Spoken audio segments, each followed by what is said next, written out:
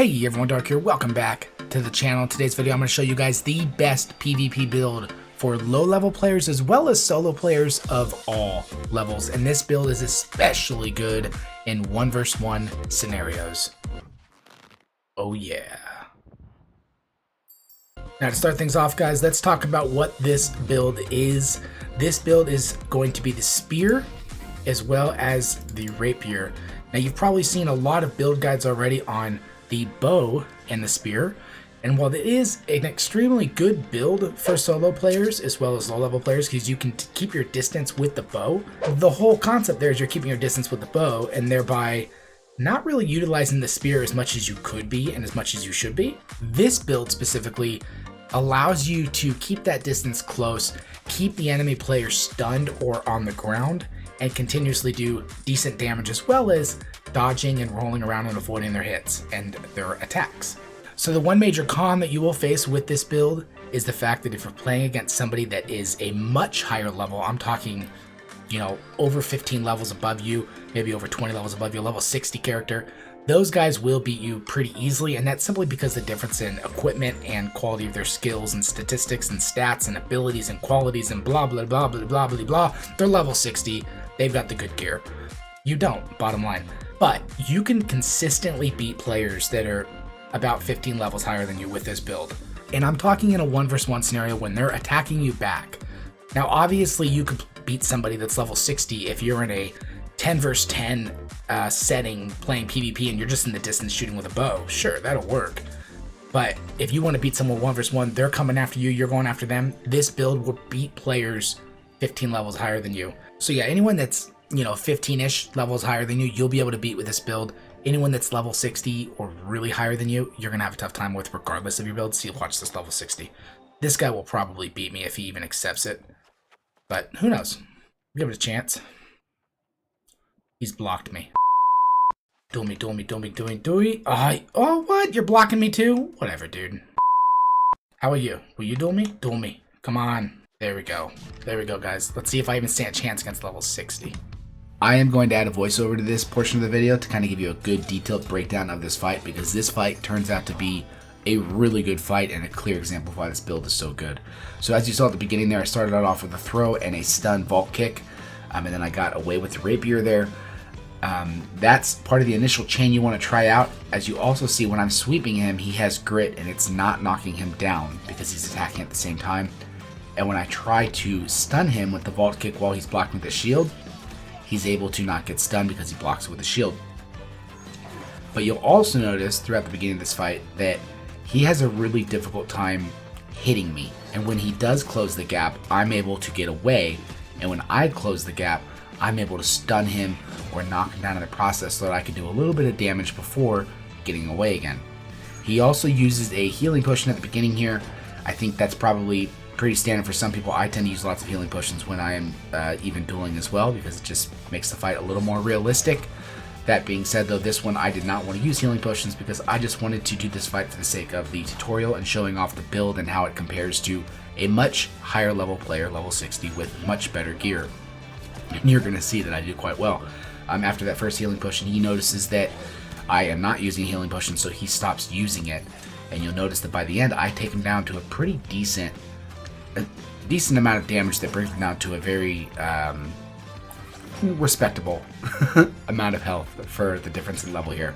And now you'll also notice that I'm using the riposte from the rapier to stun him whenever I can when he does get close, to kind of break it up. The most common chain of attacks that works against most people is the vault kick, followed by the sweep, and then followed by potentially the throw, either in the middle, before, or at the end. He was blocking my sweeping motion, the knockdown, pretty efficiently. So you'll notice I try to be a little more careful with that, and I don't. See, there we go. That one worked, as you can see.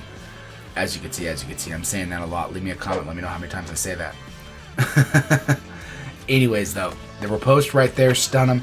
Now with the riposte, what you can do, you'll notice I do this some of the times throughout the fight, is when I do stun him with, or knock him down with whatever the skill is, if I need to get away, I will, and I'll roll away with a dodge. if I don't need to get away and I want to deal more damage in that moment, then I'll continue to attack after I stun. So, and when I miss, I do my best to dodge away as quickly as possible. And so the biggest thing to take away from this fight though is just how strong this build is against other players that are a significantly higher level. This guy's level 60, I'm level 35 right now. His gear is clearly better. My attacks don't do nearly the amount of damage that his attacks do on me. Is armor a difference here in the type of armor? Sure. But ultimately his gear is just so much stronger compared to mine that's why that's happening. At this point he's got me down to about 1 hit till I'm dead. I put up a really good fight. Imagine if we were the same level, I probably would have won. It's pretty crazy with this build. Anyways, let's get back to the tutorial. GG, I appreciate the duel. Thank you, thank you. Anyways, guys, as you could see, I put up a really good fight against level 60, and this guy is by no means a bad PvP player. He had an axe, he has a sword shield, he's got good defense, obviously good health, he's some sort of probably tank of some sort. But because of my mobility and my stuns and knockdowns, and see, even he sees the benefits of this build. I swear I've never actually met this guy. I just randomly dueled him, and he accepted it. And you can see even he said that I'm extremely slippery and evasive, which is really the whole concept behind this build. Is you got to be mobile, you got to be dodging the attacks, and then you also stun them and knock them down at every opportunity you can, because the less time they have to actually do anything, the more time you have to win the fight. So this build, that's kind of the key to this build, is number one, you have to dodge the attacks, evade the attacks, and at first you're not going to be amazing at it, but you'll get better. You know, you've got your different dodges, and you also have, with the rapier, you have this ability that allows you to get away fast.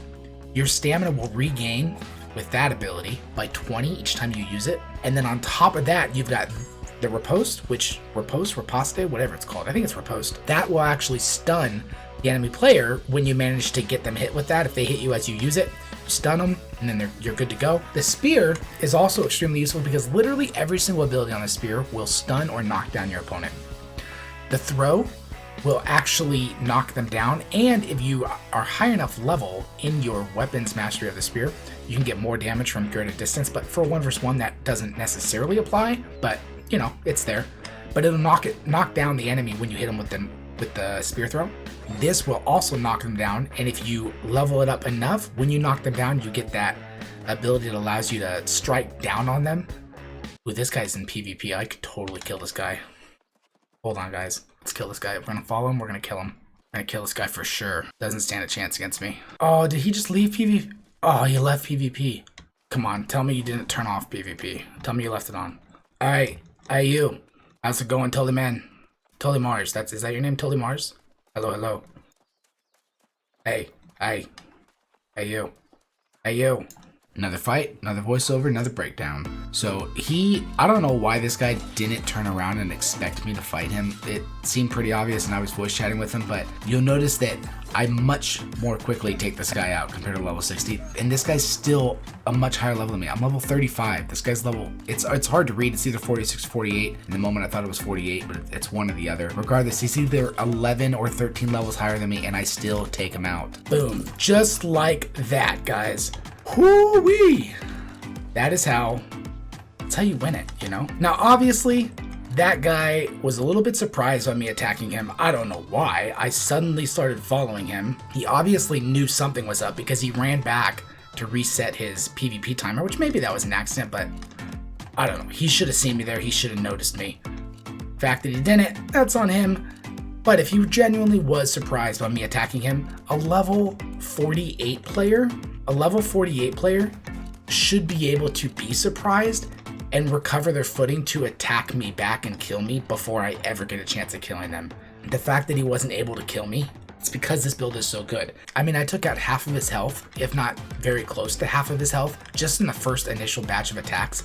And that was because I threw the spear that knocked him down, rolled forward and kicked, which stuns him. I can then attack once and instantly do that, followed by that. That move that knocks them down with the spear swipe at their feet, you can upgrade to have a follow-up with the stabbing spear on them while they're on the ground. That whole initial batch of attacks is so strong because knockdown, they can't do anything, kick, stun, hit again while they're stunned, swipe them, stab them again, roll backwards, get to your rapier. Now, as soon as I pulled out my rapier, he shot at me as I was attacking because he still had his musket out. He wanted to use the bullet.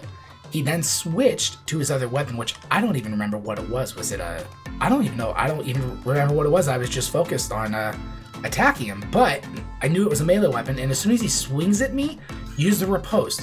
He did swing at me. I used it. It stunned him again. From there, I can either roll away if I need to, which I didn't need to in the moment, or I can continue to attack, go to the left or the right, and attack him more. That will not only recover 20 stamina, this thing, that not only recovers 20 stamina, but it also resets your basic attacks. So if you're going boom, boom, boom, you can do it again, and it resets it again and instantly can use it. That gives you a longer chain of light attacks to continue with. Once you're done attacking, roll away. That's what I did. He took off, throw the spear at him, knock him back down, do my first initial set of moves again to kill him and finish him off. That can do a lot of damage really quick, guys. And like I said, he was a level 48 guy. He should have had no problem beating me. His gear should have been strong enough. His abilities and damage should have been strong enough. His health should have been high enough. The fact is I just stunned him so much, took out so much health before he could even do anything because I hadn't stunned for so long. It just destroyed him, you know? But that's why this build is so strong. So let me show you guys the actual, what we're using for this build. The weapons obviously are rapier and spear. I do not have really that good of a rapier and spear that I'm using. They're just things that I found from killing creatures. Armor, make sure your equipment load is light. Do not go medium or heavy. You want to be light. Now let me go ahead and show you guys the weapon masteries. Let's look at spear first. So obviously you need the javelin, that's the throw. You need the sweeping motion, that's to knock them down. And you also want to have the vault kick. So let's take a look at the additional abilities that we have on here. Honestly, you don't need the rest of these additional things. The only ones you do need is you need this one because this knocks down the target on hit. You don't need these two. This just increases your damage for distance. And this has headshots reduce your cooldown. So if you get a headshot, you get half the cooldown. Now this one you do need a level all the way down to here. That's because the first one is the sweeping motion, which knocks them down. The second one gives it grit, which is good to have. This last one, though, is what gives you the additional basic attack to follow up the sweep that deals 125% additional weapon damage. And oftentimes, if you do it right, they'll fall down on their stomach, allowing you to get the backstab damage to go with it. So these three you do need. You need this one and you need this. These other three you don't need out the gate. These are just nice little things to have, plus 25% damage against knockdown targets. Obviously that's good because 2 of our skills knock down the opponent. Dodging backwards consumes 20% less stamina. That's always nice to have because it allows your stamina to go further. And you've got deadly reach plus 10% critical chance. That just applies to the javelin throw. On this side you need 3 because you need to get to here. You can do these 2 if you'd like. I would do this so you can do the 20% damage against targets that have full health. That's a big bonus for your first attack. These 3 you don't necessarily need out the gate. Not these 3, these 4 you don't need out the gate. The vault kick though you do need. That's a key component to this that stuns them when you hit them, and it gives you closing distance because you can use this from further back and it closes in on them and stuns them in the process. These additional skills to learn on top of it are useful eventually. As you can see, I haven't prioritized them though, but I will eventually level these 2 because you get empowerment after successful hits on targets below 50% health, increasing your damage, which is pretty good when you're almost done killing somebody. Cooldowns for other spear abilities are reduced by 30% on a successful vault kick hit. That is obviously a very good thing to have, but it is not necessary to have. So in total, your weapon skill mastery on spears only needs to be 1, 2, 3, 4, 5, 6, 7, 8. You only need your spear mastery to be level 8 to be competitive in any 1 vs 1 and PvP scenario. Now for Rapier, there are some abilities on the blood side that you can eventually level up, like 10% more damage when it's greater than 50%, reduce cooldowns by 1% on any hit. Those are all nice to have. You don't need to prioritize these though. The right side is what you want to prioritize. You need all 3 of these abilities. Start off with the evade, grab the riposte next, and then grab this next, and then start to build on those. I'm currently building out the riposte because I want a longer stun afterwards. The first thing though that I did level is this, so you get the additional 20 stamina upon using the evade. you also want to level this all the way up. Now, it is not necessary to level this all the way up. What this does out the gate is allow you to make quick getaways and close gaps if you need to. But if you level it up all the way, what happens is if you do kill somebody, you'll get 80% cooldown immediately. You also have a chance of having a stronger critical strike for the next 5 seconds if you manage to get one after using this. But more importantly, and this is the key to this, is the interruption, the last one in this little tree, is if you use a light attack while you're doing that ability, you'll stop and strike forward for a bigger damaged attack. So that's not useful for getting away, but it's very useful for closing the gap. So check this out. See that attack right there at the end? That's what that is. That allows you to close that gap, and then you can immediately go into attacks again. So let me show you when this cooldown's decrease, what that'll look like. Let's say you're chasing after someone, you're rolling forward, you do this, you hit, and then you can immediately start attacking again, use your evade to add attacks to it. It is extremely strong for chase downs and closing the gaps and finishing players off. Now, what you need to be competitive, guys, in the Rapier skill tree is literally just the 3 skills, Riposte, Evade, and Fleche. I don't think I'm even pronouncing these right, but the point is you only need those 3 to be competitive. Everything else is additional you can add to make it stronger, but all of these include their basic necessary functions in the abilities. Okay, so you only need 3 points in the Rapier Mastery to start to be competitive with Rapier. As you level up more, you can level up everything. Focus on adding to the abilities themselves, like with this side having that interruption attack at the end of it. Gaining stamina any chance you can is always a good thing. Getting additional haste after you hit somebody, having longer stuns with Riposte, and eventually gain 25% increased damage on light and heavy attacks. As soon as you get 10 on this side, grab this momentum ability just so it has that bonus added effect, because evade has a very small cooldown. In the amount of abilities you use in this build, you'll get this bonus momentum many times throughout the fight, unless you kill them quickly, of course. So just to re-emphasize, guys, this build is extremely strong for both solo players and low level players. Solo players of any level, I mean, this build is going to be extremely strong, and when I do get to be a higher level, this build will be an extremely good build. Even as a high level player in any smaller PvP scenario, and what I mean by that is 1v1s, 1v2s, even 1v3s. It'll work in any PvE scenario, and on top of that, any PvP fight against 1 or 2 other players or even 3 other players, you will be able to win as you get better and better with this build. And like I said, if you fight 1 versus 1 against an opponent that's 15 levels higher than you with this build, there's a good chance you're going to beat them. Unless they're really good, there's a good chance you will beat them. Anyways, I hope you enjoyed this video. I hope you try out this build, and if you do, let me know how it goes. Leave me a comment down below with what you think of it. If you did enjoy the video though, please be sure to hit that like button. It'll really help me out, and subscribe if you haven't already, and if you'd like to see more. I've been posting PvP montage videos. I've already got 2 up as of the posting of this video. I've been posting shorts occasionally, and I'll continue to do more tutorials and build videos and things like that as time goes along. My name is Dark, and I will see you next time.